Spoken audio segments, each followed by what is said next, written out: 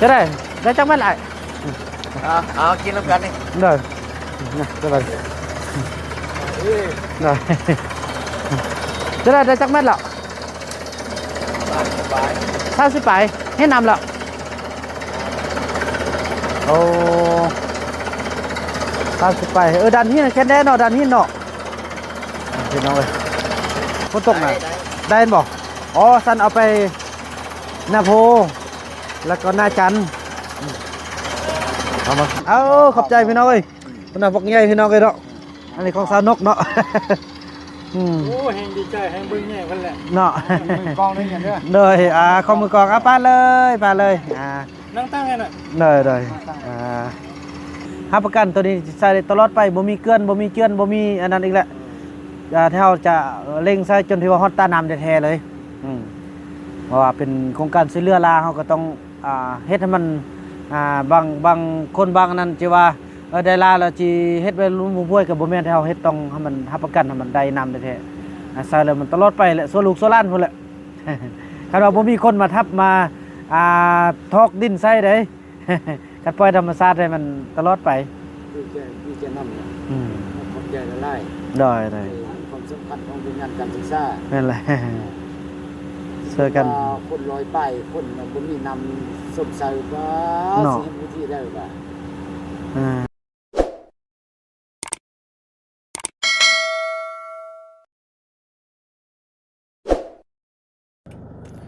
สบายดีท่านผู้ชมเนาะสบายดี FC ของบ่าวรำกันเบิดสู่คู่สู่คนพี่น้องเอ้ยบ่ว่าสิอยู่ภายในหรือว่าอยู่ต่างประเทศกันเปิดภาพมาที่หมู่บ้านน้ำลินเนาะพี่น้องเนาะสืบต่อจากภารกิจมือหวานนี่พี่น้องเอ้ยก็คือช่วยเหลือทางโรงเรียนประถมสมบูรณ์บ้านโพนงามเนาะพี่น้องเนาะเมืองปากหลายแขวงสัญญาบุรีตอนนี้เราก็ได้เดินทางมาต่อพี่น้องเอ้ยส่วนทีมงานนั้นมาฮอดแต่เมื่อวานนี้แล้วพี่น้องเอ้ยเนาะก็ได้โทรประสานกันทางอำนาจการจัดตั้งบ้านทางครูบาอาจารย์ทางน้องนักเรียนให้รับทราบว่าพวกเราจะเข้ามาแล้วเพิ่นก็จัดตั้งแต่งอยู่ครัวกินเมื่อวานนี้ต้มเป็ดเด้เมื่อวานนี้เนาะบ่าวนำก็ได้ไปภารกิจอยู่ทางพุ่นละพี่น้องเอ้ยทางเวียงจันทน์เนาะทางนครหลวงเวียงจันทน์ตอนนี้กำลังมาฮอดแล้วก็สิได้เดินทางมาพร้อมกับสาวนกเนาะจะได้เอามักไม้มาตอนทีมงานเฮาพี่น้องเอ้ยโอ้ยฝนตกพี่น้องเอ้ยเนาะอันนี้คือวัดบ้านน้ำลินน่าจะขึ้นทางนี้บ่ขึ้นทางนี้เลยน้องเอ้ยถึงเนี่ยตัวนี้มันจะเทปูนโอเคขึ้นเลย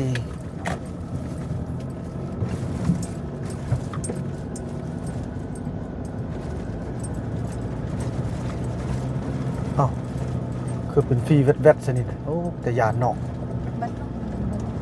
โอ้ลงแห่งบ่ยาน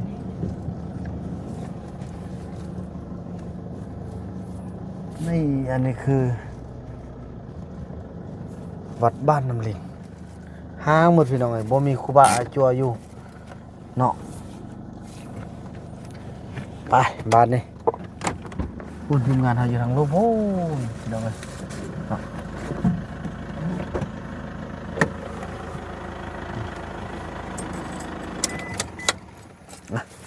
น้องนกเป็นมือกองฮะพี่น้องเอาตัวนี้ไปตอนมันเป็นมะไม้เนาะไปบ้านนี่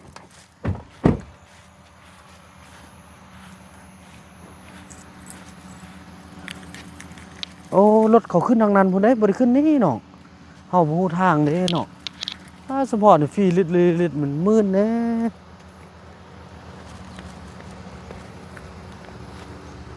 เอ้ย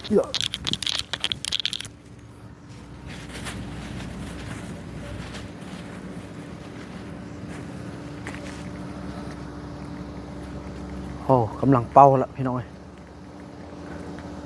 โอ้ย่างเข้ามาทางนี้เด้อคือบนขี้ดินมืดเลยวะอันนี้เป็นหมู่บ้านน้ำลินพี่น้องเนาะก็ถือว่าเป็นโรงเรียนหนึ่งที่ขาดแคลนบ่มีน้ำประปาบ่มีน้ำบาดาลใช้พี่น้อง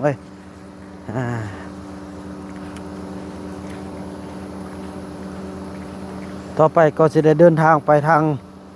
เมืองปานาจันทร์ หลายๆบ้านพี่น้องเอ้ยเนาะ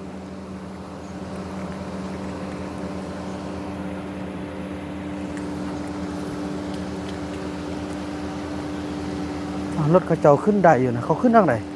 โอ้เขาขึ้นทางนี้พี่น้องเขาบ่ฮู้ทางเด้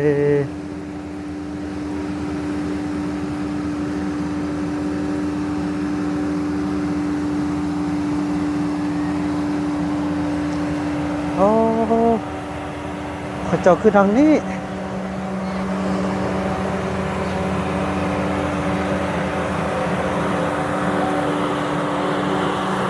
อันนี้เป็นรถทีมงานเขาเนาะ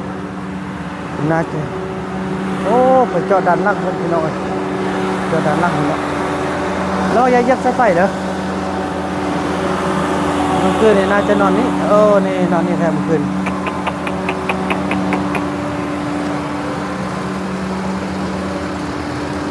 สบายดี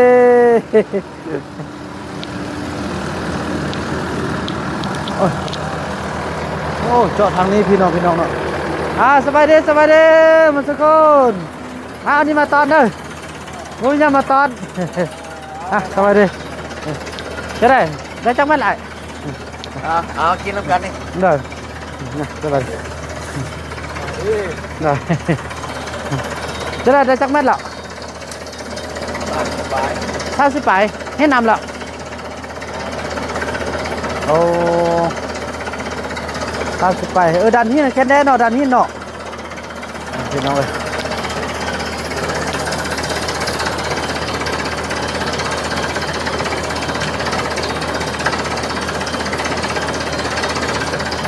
เขาแล้วบ่ ฮะกินแล้วเด้อกินแล้วเด้อพากันเฮ็ดหยังกินตอนเช้า โอ้ยเป็ด อ๋อนั่นโอ้โทษพี่น้องเอ้ย เขาไปกินน้ำมะพร้าวลิ้น อ๋อเด้อเบิ่ง น้ำมะพร้าวไป เด้อเด้อออกไกลเด้อตอนนี้นะตอนมันเขาทางเด้อ ร้านขาห้าก็ได้มือเศร้านี่ มันการบุคาแล้วแต่ว่า โอ้เป็นสนามมันไหม้ออก ลงไปแล้วหินยุบครับ เออ เอากลุ่มบอกการขึ้นเด้อแรงวานนี่กับ พบ มามือเศร้าขึ้น พบทุกแนวเนาะโอ้สปาปีเลยการช่วยเหลือพี่น้องเอ้ยพบทุกแนวเลย บางเทื่อกระทึกดินอันขี้ทรายเนาะดินกระยุบ หินยุบครับ เมื่อวานนี่หินยุบทับนี่พี่น้องหาก็เอาขึ้นได้บัดนี้เฮาสิออกไปซัง เอาน้องว่าไปโรงเรียนเนี่ยบ้านเนี่ย ธนาแล้วบัดนี้อันทางนาโพนี่สิเข้าได้บ่ฮะบ่ตกสิอย่าซั่นเฮาเอาบริเวณนี้ก่อนเนาะเพราะว่า เอาไปท่านานี่ก่อนซะ โดยเอาธนาก่อนเนาะ ไปทางไปได้นี่ก่อน โดยเอาธนาก่อนแล้วน้องสิเอาเบอร์ส่งให้เด้อส่งให้ เพิ่นมีน้ำเนี่ยลงไปหน่อย น้ำนี่สั้นเบิ่งน้องสิส่งเบอร์ให้ลมเด้อเพราะเพิ่นว่าสิว่าน้ำมันเป็นของบานไปเจาะแล้วมื้อนี้เราได้ใช้ร่วมกันมันบ่พอสินะหรือว่าไอ้ลม อยู่เด้อโรงเรียนว่ะ บ่ได้บ่ได้เนาะตอนก็ลมเขาเบิ่งบ่ได้เฮาก็ย้ายไปโรงเรียนนาโพนี่นะเนาะ ไปกับพบนู้นนะเลย ข้าง ว่าไปจออยู่ซิเด้อโรงเรียน มันเดินก่อน เนาะบ่สิ มีปัญหาว่าเอาบาดาลเพิ่นยังใส่ปกติ แม่น ใส่อยู่เด้อโรงเรียน แม่ละสิได้ลองเบิ่งสันครอบกันว่าคันนาโพเข้าบ่ได้เขาก็มันขึ้นไปทางเหนือเลย บ้านกับโรงเรียนไม่มันอันเดียวกัน เนาะสิได้ครอบคาซะเนาะมันบ่ถึกปอไม้เฮาแล้วเนาะเพราะมันมีน้ำบาดาลแล้วเด้ มีแล้วคันนี้แล้วก็บ่ให้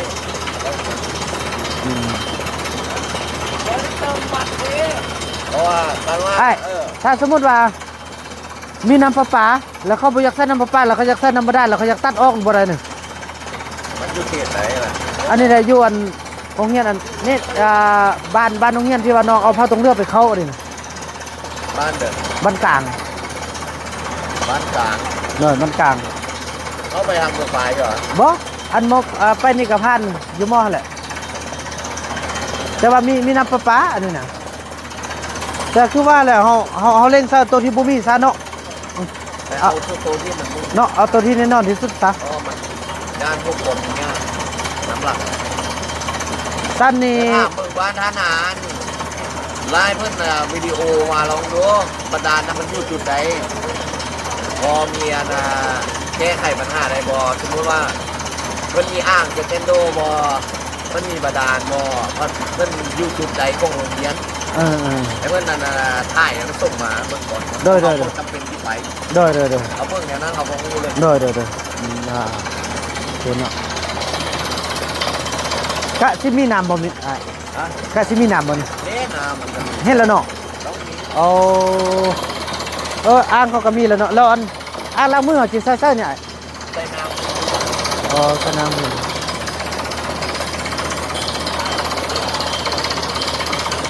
แล้วอันนั้นได้แล้วน้องสิอันโทรประสานพอน้องสิได้มื้อนี้สิได้ขึ้นเมืองเพียงขึ้นเมืองเพียงแล้วบางเทื่อคันว่าอยู่พี่บ่มีหลายก็ขึ้นโอ้ยเมืองเพียงกระทั่งกะจับกะเข้าไปได้เนาะ ยากก็ได้ค่อยไป เนาะท่านเอาไปตั้งพุ่นเลยเนาะวิวท้าซะนะ จะว่าเข้าไปบ้านเข้าหมู่ป่าเนี่ย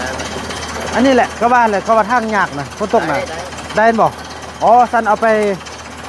นาโพแล้วก็นาจันทร์เอา2บานนี่ก่อน พอได้นัดคนละได้เนาะบ้ารถเฮาสิไปได้บ่อ้ายได้บ่ ต้องได้ ต้องได้เนาะ นี่ถ้าถามมันบ้านตัวเขาว่าเขาว่าถ่ายจุดอันบาดาลอยู่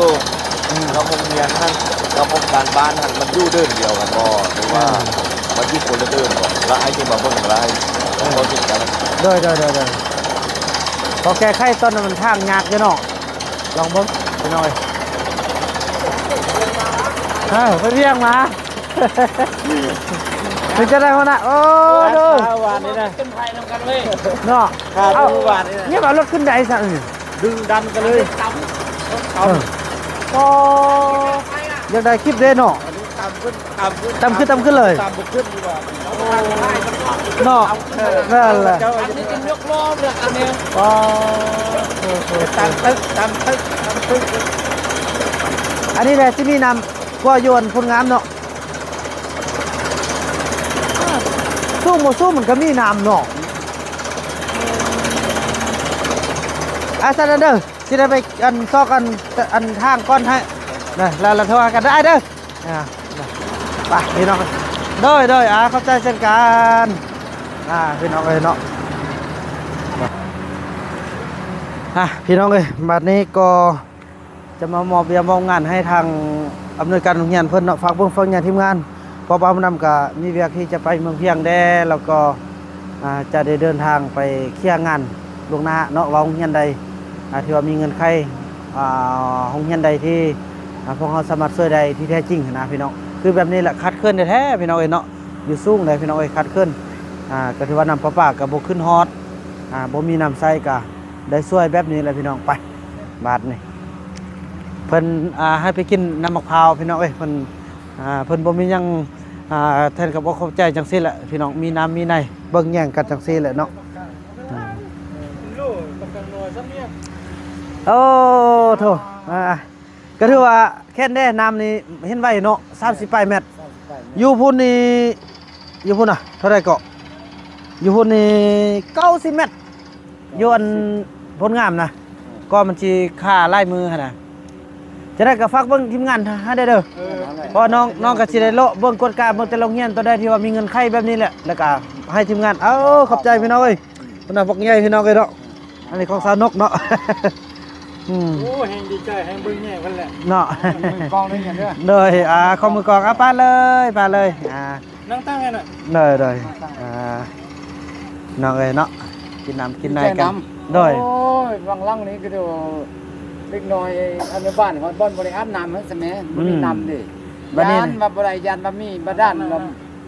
นบริใส่น้ำมันดิ โดยก็ว่าในร่มกันสุดที่แหละตัวเก่าก็เป็นทึ่นของสบานเฮาช่วยกันแล้วมันก็ตันแล้วมันก็เหมือนโครงการยังนะคันว่ามัน ถ้ามีโครงการอื่นเข้ามาก่อนเนี่ยสิบ่ได้ก่อจะอันนี้ก็ล่มเพิ่นแล้วก็สันกะเจาะตัวไม้เพิ่นเพอมันบ่มีน้ำใสขนาดเนาะ นักเรียนอนุบาลบริหารซ้ำมาที่แล้ว สูงบ่มีน้ำใสลำบากคิดว่าเอาต่อเจาะหมู่บ้านเนี่ยเขาได้ตั้งรถมาส่งทั้งเขา50เนี่ย มาหาบนะ มาให้ในสร้างอัปเดตมาสมใส่นั่นเด้ เอา บ่มีดิ โดยดีแล้วบัดนี้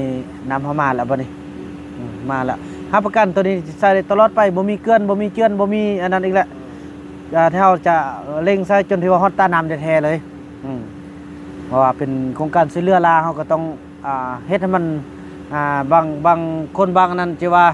ได้ลาแล้วสิเฮ็ดไว้ลุ้นบ่วยก็บ่แม่นที่เฮาเฮ็ดต้องให้มันรับประกันให้มันได้น้ำแท้ๆใส่แล้วมันตลอดไปแหละส่วนลูกส่วนหลานพุ่นแหละ คันว่าบ่มีคนมาทับมาทอกดินใส่ได้ คันปล่อยธรรมชาติให้มันตลอดไปดีใจนำขอบใจละลาย ได้ ความสำคัญของเป็นงานการศึกษา นั่นแหละ ช่วยกัน คนลอยไปคนบ่มีนำสมใส่ว่าสิเฮ็ดวิธีได้ว่าห้องงามนี่แต่ว่า เขามาฮะ ดีใจนะ สิฟ้าความว่างไว้น้องๆลงตึมนี่ มียังไง สถานที่ โครงการทำไมนี่ มีอยู่เนี่ย อ๋อ รถมาก็ น้องนุ่งนั้นมีบอลรถบุญดึงมาครับซักจองมา เงาเฮียน สร้างบุญบาสร้าง ก็มาเบิ่งอยู่คงเคสในเฮานี้ลองพูดในเฮาก็เราเฮกับขี้หายก็มู่กันมีเรียนเริ่มดิ้นของเราเนี่ย นั่นแหละพอบ่าวนำก็เคยร่วมดำรงชีวิตมานำเพิ่นได้พี่น้องเมื่อ 3-4 ปีแล้วก็ทันใดมาถ่ายรูปถ่ายห้อยให้ติดใบประกาศป .5 พี่น้องเนาะก็อนุบาลเนี่ยตอนนั้นบ่ทันมีเท่าเนาะมีแต่ว่าบ่มีใบประกาศเท่าก็ถือว่าเคลื่อนไหวหมดได้พี่น้องอยู่เขตเมืองปากหลายนี่เนาะแต่ละโรงเรียนแต่ละหมู่บ้านถือว่าเป็นถิ่นเก่าถือว่าเคยทำมาหากินเนี่ยพี่น้องจังซั่นล่ะจึงบ่ปะบ่ทิ่มแต่จริงแล้วมันไปทางเมืองเพียงก่อนก็เลยดึงมาพี่ก่อนดึงพี่ก่อนเพราะว่ามันมาเบิ่งแล้วก็เอาลงเฟซนั่นแหละว่าทางใดมีความสนใจอยากให้ช่วยเหลือสินะก็เลยเขตเฮาก็ต้องได้แก้เขตเฮาก่อนสินะช่วยเขตพื้นฐานแหละพี่น้องเอ้ยอันนี้แหละเพิ่นว่าสิไปนาไปไหนยังก็อย่าสลืมถิ่นเก่าอย่าสลืมบ่อนกำเนิดเกิดเก่าเฮาสิไปได้ดีมีนาก็อย่าลืมอดีตพี่น้องเอ้ยบ่อนใดที่ว่าเคยดำรงชีวิตเคยช่วยเหลือกันก็ต้องกลับขึ้นมาช่วยเหลือก่อนที่เฮาจะไปจุดอื่นนี่แหละพี่น้องบ่าวบุญนำก็จะเป็นจังซี่ล่ะนิสัยบ่าวบุญนำเนาะได้โครงการก็ต้องได้ดึงมาใส่ขอบเขตบ้านเมืองเฮาก่อนแล้วอย่างต่างๆก็จังซี่แหละก็ถือว่าดีใจที่เป็นผลบุญเด้ที่ว่าได้ดึงนำดึงในมาให้น้องน้อยเพิ่นก็สิได้อัพได้ส้มได้ใส่กันแหละพี่น้องเอ้ยช่วงนี้มันก็ว่าฝนตกเนาะปีนี้แปลกเนาะเดือน11แล้วน่ะสิเข้าเดือน12หน้าหนาวแล้วยังมีฝนอยู่ เดือน12ลาวเนี่ยเดือน12ลาวมีฝนลิ้นบ่เคยเห็นจักเทื่อฮะเคยเห็นปีนี้พี่น้องเอ้ย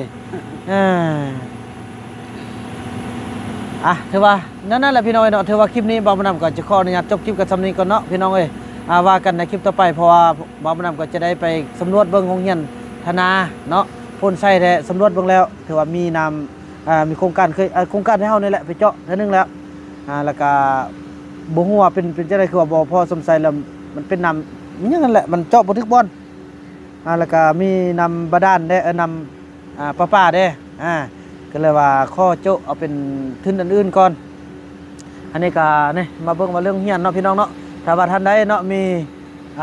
อุปถัมภ์คำสู้มีทิศทางก็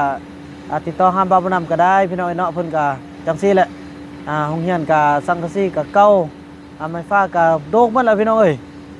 ก็อยากได้โรงเรียนหลังใหม่หั่นแหละถ้าว่ามีคนใดที่จิตใจบุญเมตตาเนาะอยากให้บ่าวบ่นำนำพาทีมงานมาเบิ่งมาแยงช่วยเหลือทางโรงเรียนก็อย่าลืมเด้อพี่น้องเนาะติดต่อทางเบอร์โทรศัพท์020 789 22 333หรือว่าID Line เนาะ BN 48222เนาะพี่น้องเนาะหรือว่าQR ID Line ที่บ่าวบ่นำได้ขึ้นทางหน้าจอตอนเริ่มต้นคลิปพุ่นละพี่น้องเอ้ยเนาะฝากเอาบุญเอากุศลนำกันพี่น้องเอ้ยถ้าว่าผู้ใดอยากช่วยเหลือน้องน้อยนักเรียนโรงเรียนน้ำลินบ่าวบ่นำกาแล้วก็พร้อมด้วยอำนาจกระจายต่างบ้านครูอาจารย์น้องน้อยนักเรียนทุกคน อยู่บ้านก็พร้อมแล้วที่จะยอมรับเนาะแล้วก็อยากขอความช่วยเหลืออะไรพี่น้องเอ้ยเนาะหวังว่าจะฮอดจะถึงผู้ที่เพิ่นมีจิตใจบุญเมตตาพี่น้องเอ้ยเนาะคลิปนี้บ่าวมานำขออนุญาตจบคลิปกันเพียงเท่านี้ก่อนแล้วก็พบกันใหม่ในคลิปต่อไปพี่น้องคลิปนี้บ่าวมานำขอกล่าวคำว่าสบายดี